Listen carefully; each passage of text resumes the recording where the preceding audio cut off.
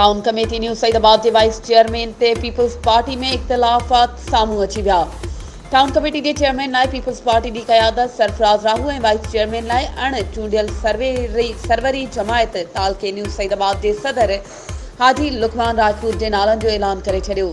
Town committee के 6 सीटुनि ते पीपल्स पार्टी जा 5 काउंसलर चूंडजी आया हुआ।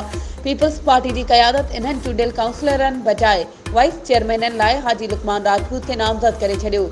जे बाद चूंडियल काउंसलरनि ऐं पीपल्स पार्टी के अॻवाननि विच में ॾफेड़ पइजी वियो ऐं इख़्तिलाफ़ ज़ाहिर थी पिया आहिनि, जंहिंजो इज़हार सोशल मीडिया ते कयो पियो वञे। इलेक्शन कमीशन के रोल मूजिब अणचूंडियल वाइस चेयरमैन 6 महीननि अंदर कंहिं वार्ड मां पाण खे चूंडाईंदो ऐं उन लाइ कंहिं बि हिक काउंसलर के इस्तीफ़ा ॾियणी पवंदी। अहिड़ी सूरत हाल बाद इलाइक़े में वॾो बहस मुबाहिसो शुरू थी वियो आहे ऐं इहो मौज़ू टॉप ट्रेंड बणिजी वियो आहे। ऐं हाणे ॾिसणो इहो आहे त चूंडजी आयल काउंसलर पार्टी जे फ़ैसिले खे क़बूल कनि था या पार्टी सां बग़ावत। वधीक ख़बरुनि ऐं अपडेट्स जे लाइ असांजे चैनल खे सब्सक्राइब कयो ऐं हा, बेल आइकन खे प्रेस करणु न विसारिजो त जीअं असांजी हर नई अचण वारी वीडियो तव्हां ताईं पहुची सघे।